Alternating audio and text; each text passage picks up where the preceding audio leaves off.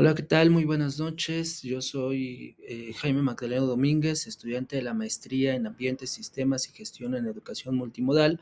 Estoy aquí para presentar una actividad que lleva como título Memoria Audiovisual y que tiene como estructura esta que consta de 8 puntos y que iremos desglosando a lo largo de esta presentación.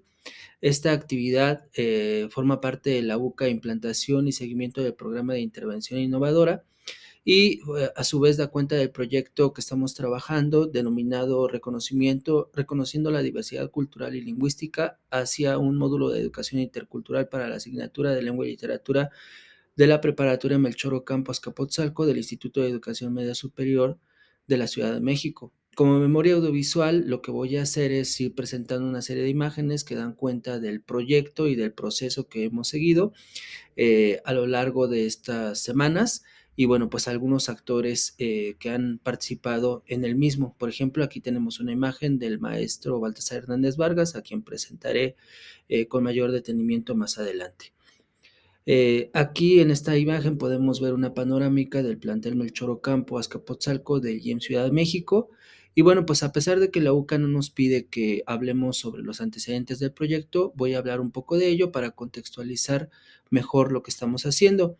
El antecedente de este proyecto de intervención tiene como referente el marco legislativo acorde a la interculturalidad que podemos leer desde la Constitución Política de los Estados Unidos Mexicanos, la Ley General de Educación, el Marco Curricular Común para la Educación Media Superior y la Nueva Escuela Mexicana. Todos ellos hablan de la necesidad de incorporar la interculturalidad como una actitud, como una habilidad, como una actividad en todos los modelos educativos del país. Sin embargo, y ese es el problema que hemos encontrado, hay un desfase considerable entre la legislación y las prácticas pedagógicas, particularmente en la escuela preparatoria en la cual trabajamos.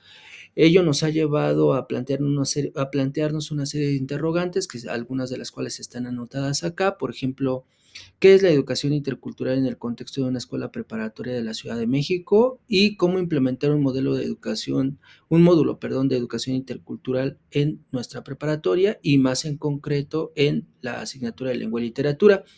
En esta imagen podemos ver a un grupo de estudiantes que está respondiendo un formulario en Google Forms, a través del cual queremos enterarnos de algunos aspectos. Por ejemplo, si alguno de los estudiantes habla alguna lengua indígena y si no la habla, si alguna de las familias de los estudiantes afirman tener alguna relación con algún pueblo o cultura indígena. Eh, el objetivo general de nuestro proyecto, por lo tanto, es reconocer las realidades pluriculturales y plurilingüísticas presentes en el plantel Melchor Ocampo Azcapotzalco del IEM Ciudad de México, con el fin de sustentar la pertinencia del diseño de un módulo de educación intercultural para la asignatura de lengua y literatura, a través del cual se pueda sensibilizar a la comunidad sobre la diversidad cultural y lingüística. Partimos de 4 objetivos particulares. El primero de ellos, pues, es identificar si en el plantel existen hablantes de alguna lengua indígena o no, o si sus familias pertenecen a algún pueblo indígena o se reconocen como hablantes de alguna lengua indígena. También tenemos como objetivo particular fundamentar teóricamente la pertinencia de implementar un módulo de educación cultural en la asignatura de lengua y literatura. Para ello necesitamos analizar los planes y programas de estudio de la asignatura de lengua y literatura. Y por último, lo que buscamos es sensibilizar a los estudiantes y a la comunidad en general del plantel Melchor Ocampo Azcapotzalco acerca de la diversidad lingüística y cultural que existe en nuestro país. Ahora sí me permito hablar ya en concreto de la evaluación intermedia que hemos implementado. El objetivo de esta evaluación consistió en determinar, por medio de la aplicación de un par de instrumentos de recopilación de datos para la investigación mixta, el alcance, la viabilidad y en su caso la modificación en el diseño de la investigación que llevamos a cabo. Para ello, elaboramos 2 evaluaciones. Por un lado, una evaluación cuantitativa que se basó en la aplicación de una encuesta a través de Google Forms y por otro lado, una evaluación cualitativa a través de un grupo de enfoque. En esta imagen podemos ver a una profesora del plantel Melchor Ocampo, la maestra Cintia Montero, quien forma parte de nuestro grupo de enfoque. Bien, comenzaré con la evaluación cuantitativa. Como ya les dije, se basó en una encuesta a través de Google Form. Esta encuesta al momento se ha aplicado a estudiantes de primer semestre del turno matutino del plantel Melchor Ocampo del IEM Ciudad de México.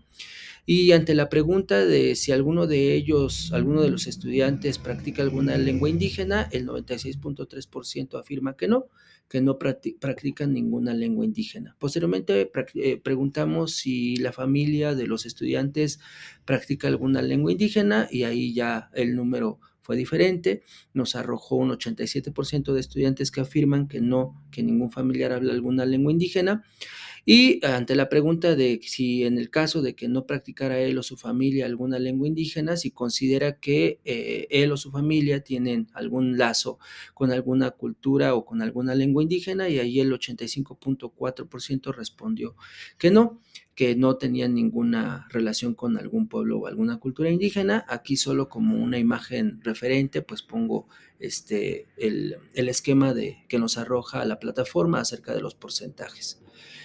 Eh, Estas preguntas y el análisis cuantitativo nos llevaron a alguna serie de conclusiones. La primera de ellas es que detectamos que si bien los estudiantes, la mayoría de ellos afirman no hablar ninguna lengua indígena, un porcentaje nos refirió que su familia tiene algún lazo con algún pueblo o cultura indígena, y por ello detectamos que el módulo de educación intercultural que pudiera implementarse en la asignatura de Melchor Ocampo debe de recurrir a las familias de los estudiantes con el fin de que nos hablen de esa realidad cultural de los pueblos indígenas a los que pertenecen.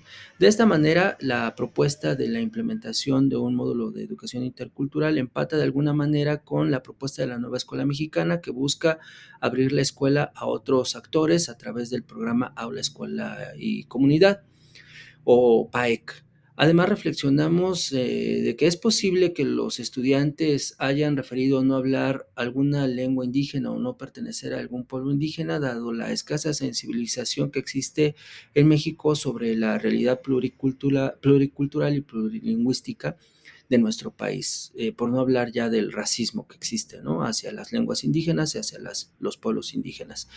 Pensamos entonces que uno de los objetivos fundamentales del modelo de educación intercultural debería ser sensibilizar sobre la diversidad lingüística y cultural que existe en México. Asumimos que en la medida en que la comunidad de Melchor Ocampo esté más sensibilizada acerca de esta realidad, mayor será la aceptación de la pertenencia lingüística o cultural a algún pueblo indígena. Eh, Aquí tenemos algunas imágenes que dan cuenta de este trabajo, de la aplicación de este formulario. Podemos ver a algunos estudiantes en la sala de cómputo respondiendo a los formularios. En esta imagen vemos a una profesora de la Academia de Computación, la profesora Lourdes García, quien amablemente nos permitió aplicar la encuesta con sus estudiantes en una de sus clases. Aquí un chico acaba de terminar el formulario, y también aplicamos el formulario en un salón de clases. Aquí no aparece la profesora Rebeca Mariana Velasco Ortiz, pero aquí estamos con su grupo, y a través de la red abierta del plantel, algunos de ellos contestaron la encuesta a través de su teléfono celular. Eh, y bueno, pues en cuanto a la evaluación cualitativa, como decía, establecimos un grupo de enfoque. Estas ideas que he anotado aquí acerca del grupo de enfoque las extraje del manual de investigación de Roberto Hernández Sampieri. Él nos informa que en un grupo de enfoque se trabajan grupos pequeños de 3 a 10 personas. Consiste en una conversación a profundidad de uno o varios temas, aunque en un ambiente relajado e informal, y tiene como principal finalidad analizar cómo se construyen grupalmente significados. En el caso de nuestro trabajo, nos interesa construir grupalmente significados en torno a la diversidad cultural, diversidad lingüística, identidad, etcétera.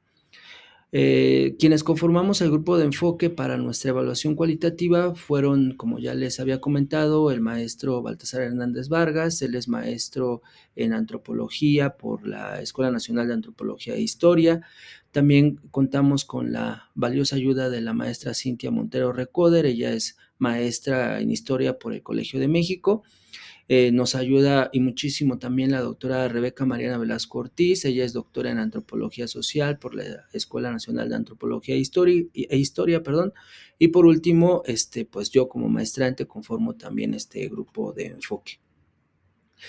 El grupo de enfoque se encargó de realizar la evaluación cualitativa y algunas de las observaciones críticas que nos dieron, bueno, las voy a ir presentando de acuerdo a las personas que hablaron, ¿no?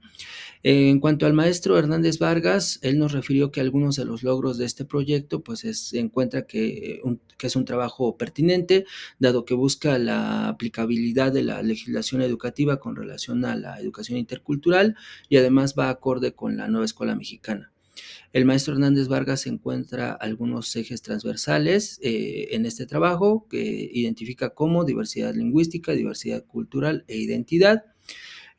Nos habla de que este proyecto nos podría volver a la realidad de la propuesta intercultural de la nueva escuela mexicana. Y en cuanto al marco teórico, él encuentra que es acorde e incluso de vanguardia, dado que recurrir a la pedagogía decolonial, la ecología de saberes y epistemologías del sur, bueno, pues es muy pertinente para realizar este proyecto.